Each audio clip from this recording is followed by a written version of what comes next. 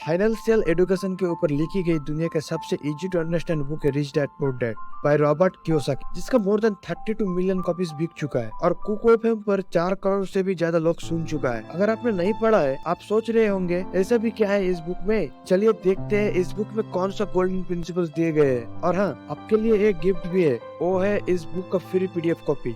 आप इस वीडियो के डिस्क्रिप्शन से डाउनलोड कर सकते हैं। इस बुक में रॉबर्ट के दो पिता है, एक रिच डैड और एक पुअर डैड। अब आप कुछ गलत मत समझिए, पहला उसका खुद का था पर दूसरा उसका बेस्ट फ्रेंड माइक का बाप था। रॉबर्ट अपने डैड को पुअर डैड बोलते हैं और उसके बेस्ट फ्रेंड माइक के डैड को रिच डैड बोलते हैं। जो रॉबर्ट को सबसे बड़ी एडवांटेज थी वो ये थी कि दोनों डैड के आइडियाज को एक साथ देख सकता था, क्योंकि दोनों डैड्स के आइडियाज, उनका माइंडसेट एकदम अपोजिट था। जैसे कि रॉबर्ट ने देखा उनके पुअर डैड 4 साल की पीएचडी 2 सालों में कंप्लीट कर ली थी और वो एक टीचर था, मगर जिंदगी भर गरीबी रहा और गरीबी में ही मरा।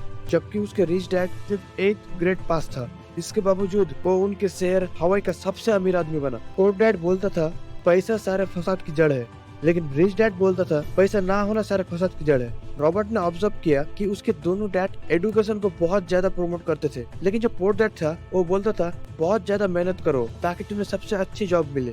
जबकि जो रिच डैड था वो बोलता था बहुत ज्यादा मेहनत करो ताकि तुम बिजनेस खोल सको और लोगों को जॉब दे सको। जब भी रॉबर्ट अपने पुअर डैड से एक्सपेंसिव कुछ मांगता था तो वो बोलते हमारे पास इतने पैसे नहीं है, ये हमारा औकात से बाहर है, I can not afford it. जबकि रिच डैड बोलते थे कभी भी ये मत बोलो I can not afford it, हमेशा ये सोचो how can I afford it. क्योंकि जब भी हम I can not afford it बोलते हैं तो हमारा दिमाग काम करना बंद कर देता है, लेकिन जब हम बोलते हैं how can I afford it तो हमारा दिमाग उसका आंसर ढूंढने लगता है। इस बुक में जो सबसे इम्पोर्टेंट पार्ट है वो है फाइनेंशियल स्टेटमेंट। हमें किसी कंपनी चलाना हो या घर चलाना हो या हमें शेयर मार्केट में किसी कंपनी में इन्वेस्ट करना हो तो इस चीज को समझ नहीं होगा। हर घर में फाइनेंशियल स्टेटमेंट बनती है, चाहे हम इसे इस नाम से बुलाते हो या ना बुलाते हो। जैसे आपको 60,000 की सैलरी मिली, 8,000 का आपने लोन पे किया, 6,000 का आपने घर का रेंट दिया, 3,000 का इलेक्ट्रिसिटी बिल दिया, वाटर बिल, ये सारे फाइनेंशियल स्टेटमेंट के ही पार्ट है। लेकिन प्रॉब्लम ये है कि हम में से मैक्सिमम लोग सिर्फ दो चीजों को ही समझते हैं, इनकम और एक्सपेंस।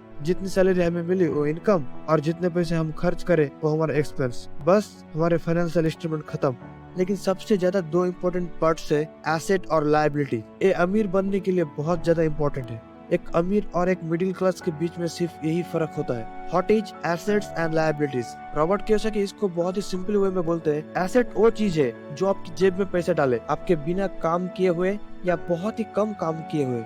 जैसे कि कोई प्रॉपर्टी जिसे आपने किराया पे दिया है और आपको हर महीने उससे रेंट आता है तो वो आपका एक एसेट हुआ।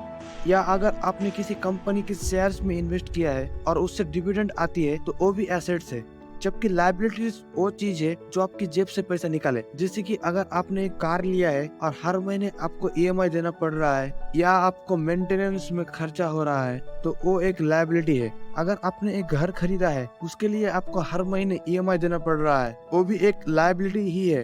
एक मिडिल क्लास सोचता है कि घर उसका सबसे बड़ा एसेट है, लेकिन ये सच नहीं है अनटिल अनलेस आप किसी को किराए पे नहीं दिया है।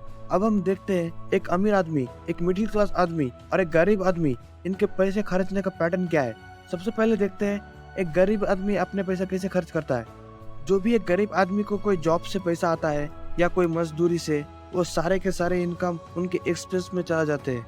जितने पैसे आज कमाए वो कल सारे पैसे खर्च हो गए अपने बेसिक नेसेसिटीज में, जैसे फूड्स, मेडिसिन एक्सेट्रा। अगर इन लोगों की हम मदद ना करें तो हमेशा ऐसे ही रहेंगे।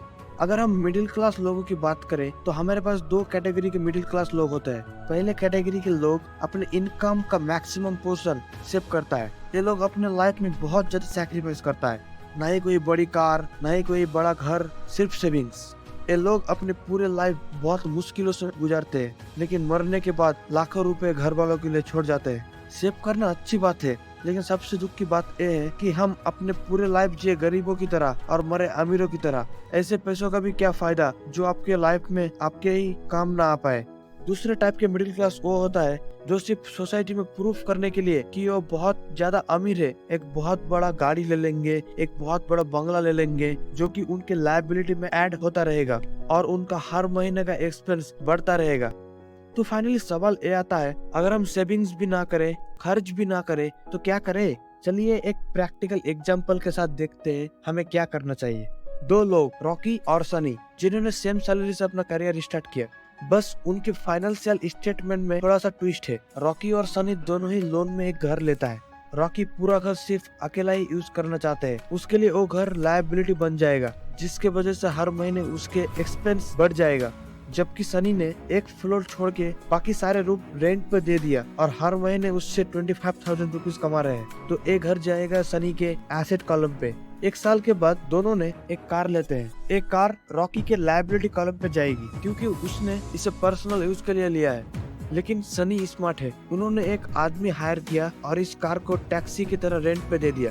जब भी उन्हें पर्सनली कार की जरूरत होती तो इस कार को पर्सनल यूज के लिए भी यूज कर लेते थे। इसीलिए ये कार जाएगी सनी के एसेट कॉलम में। कुछ महीने बाद दोनों ने एक स्टोर खरीदता है। रॉकी उस स्टोर को चलाने के लिए खुद स्टोर में बैठ जाता है, तो अब वो एक एम्प्लॉय हो गए। इसीलिए ये जाएगा उनके इनकम कॉलम, ना कि एसेट कॉलम।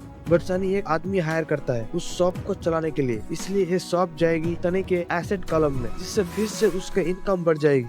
और कुछ ही सालों में सनी रैट रेस से बाहर हो जाता है। यानी इसके एसेट से इतना पैसा आ रहा है जो उसके एक्सपेंस से ज्यादा है। मतलब अगर सनी का मंथली एक्सपेंस 60,000 रुपीज है, तो उनके बिना काम किए हुए हर महीने एटलीस्ट इनके एसेट से 70,000 आ रहे हैं। और इस कंडीशन को हम बोलते हैं he is out of rat race. इन्हीं डिसीजन मेकिंग की वजह से ही एक अमीर आदमी और अमीर होता जा रहा है। इस वीडियो में हमने अभी तक जो भी लेसन सीखे वो है रिच डैड पुअर डैड का lesson number 2, what is financial literacy. इस बुक में रॉबर्ट के रिच डैड के द्वारा बताए गए 6 लेसन है जो किसी भी इंसान को अमीर और सक्सेसफुल बना सकता है। जो लेसन एक अमीर पेरेंट्स अपने बच्चों को सिखाते हैं। बाकी के 5 लेसन हम इस वीडियो के सेकंड पार्ट में देखेंगे, वो भी प्रैक्टिकल एग्जांपल के साथ, ताकि आप इन प्रिंसिपल्स को रियल लाइफ में अप्लाई कर सके और अमीर बन सके। अगर आपको इस वीडियो में कुछ भी वैल्यू मिला है तो आप इस चैनल को सब्सक्राइब कर सकते हैं। तब तक के लिए stay tuned and thanks for watching.